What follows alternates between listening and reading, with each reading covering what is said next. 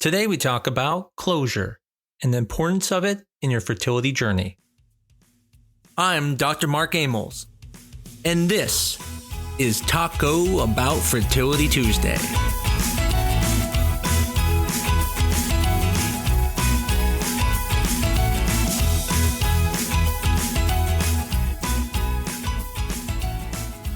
You've heard me state it before. IVF is not just a treatment, but is also a test. It's probably the best test you're ever going to do, and it's going to be able to give you information that you never knew about. The thing about IVF, though, is that when you go into it, you just assume it's going to work. And that's because it seems like it should. I mean, you're taking an embryo that's alive, possibly even genetically tested, and you're putting it directly into the best home it can be, which is your uterus. But what's interesting is even with a tested embryo, we find that about 40% of people will not have a live birth. Again, those numbers can vary a little bit, can be as high as 70, could be a little bit lower at 50. But in general, 60% of people will come away with a live birth and 40% of people won't. Now, it's important to understand that pregnancy rate is slightly different. That's whether you just have a positive pregnancy test, and that's going to be higher in the 75, 80, sometimes even the 90s. But live birth rate seems to not be as high because there are miscarriages and things that can occur. Now, when you hear closure, and we're going to be talking about closure, I'm not talking about the type of closure which is like a closure cycle. That's for another podcast in the future, where someone wants to have, let's say, one last IVF cycle to have closure to be done. What I'm talking about is closure after any type of treatment, meaning it's really important for you to make sure to follow up with your doctor so you get some type of closure. Because the thing is, it's not like you completely know why things happened, and so you want to have those answers. Now, I can't guarantee you that you're going to get those answers, but what I can definitely guarantee is if you don't follow up after, let's say, a bad cycle, or maybe even a cycle that wasn't as good as you want, you're never going to understand why, and you're not going to have that closure to understand what's going on. We're human, and what that means is you're going to blame yourself. You're going to think something you did caused it. You're going to think that thing you picked up was a little too heavy, or maybe because you took too hot of a shower that made things not work. And the reality is, it doesn't matter if you've read something saying it doesn't cause a problem. It doesn't even matter if I tell you right now that it didn't cause a problem. You will think about it. You will blame yourself. And you're going to wonder if there's even hope moving forward. And the thing is, sometimes when you go through IVF, there are things we see that actually bring more hope, even when it fails, because there are things we see that we realize we can fix. It's the thing I always talk about. The best thing about IVF is it's the one treatment you can actually see the problems and then you can fix them, versus something like IUIs. When you do an IUI, nobody knows why it didn't work. I don't know, you don't know, and that's because we can't see anything. But in IVF, it's different. We can see the eggs. We can see the shape of the eggs. We can see if they're dark, what their polar bodies look like. Then when they fertilize, we can determine if they're fertilizing normal. We can determine, did they fertilize naturally or did we have to use ICSI? With IVF, we can watch them grow and see, do they grow through blastulation and make sure that they go from the single cell all the way to a blastocyst. We can even then biopsy those embryos and we can test them to find out which ones are genetically normal and which ones are abnormal. And even a step further, we can even determine if the genetic problem's coming from the female or the male. The point is, there is a lot of detail, and no one expects you to know it. And so what I want to talk about is, what are those things you would talk to your doctor about? I've had patients who've gone through IVF, and maybe they don't get as many embryos as they want. And so we come back and we talk about it, and we talk about adjustments we can make, and they're very happy with that. But the ones I worry the most about are the ones who have failed cycles. I have seen patients who have gone through other clinics who have a failed IVF cycle and never follow up with a doctor. And whether whose fault that is, I don't know, but the point is they never followed up. And so when they see me, they have no hope. In their mind, they did the best thing there is and it didn't work, which means they're never going to get pregnant in their mind. But in reality, if they would have met with that doctor could have talked to them about things such as what could be done to be better, could have also made sure that they understand the things they did didn't cause problems. So it's always important whenever you had a failed cycle to always make sure you talk to the doctor. It doesn't mean it has to be on the first IUI. It could be after 3 IUIs. But at some point, when you feel like you're not moving forward, it's important to get that closure. Talk to the doctor. Find out, is it something expected? For example, when people have unexplained infertility and they do IUIs, we only expect half the people to eventually get pregnant. So we're not going to be worried when it doesn't happen. But as a patient, you are going to think something must be really wrong because I'm not pregnant after 3 of these. When in reality, the doctor is probably in the back of my mind going, yeah, I probably knew it may not work, but we had to do it for, let's say, insurance purposes or for whatever reason you guys chose to. They knew that half the people wouldn't get pregnant anyways. But with IVF, it's extremely important because it is the best thing we have. And for most people, it seems like it should be 100%. That's how it feels. And so when it doesn't work, the feeling of hopelessness is very common. And more so, people start looking towards themselves of what they did wrong. I have patients ask me lots of questions about, could this have caused me not to get pregnant? Or could this cause a problem? And what's important is by meeting with them and going over these things, they're able to have some type of closure to know they didn't cause a problem. No one's going to be able to get rid of the pain of the failed cycle. Unfortunately, that's one of the things that we have to deal with when going on this journey is sometimes disappointment. And it sucks.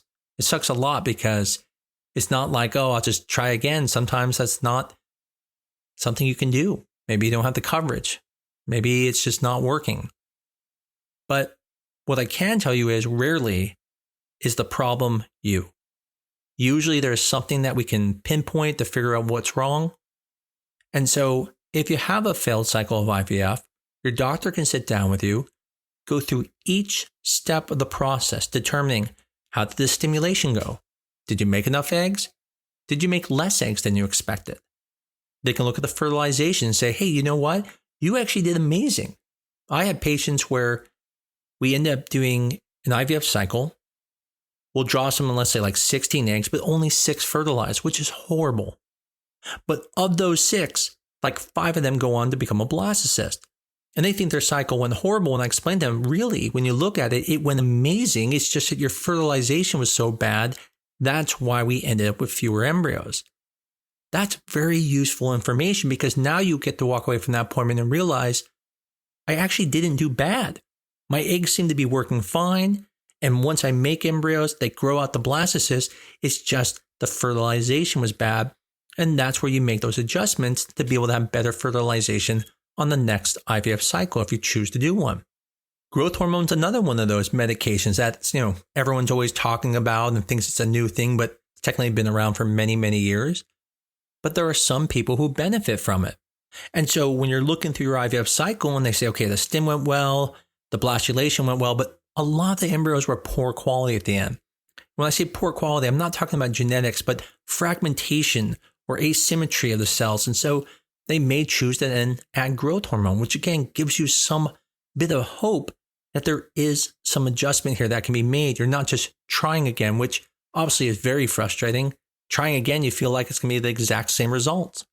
But in my mind, the most important thing is to talk about why it wasn't you.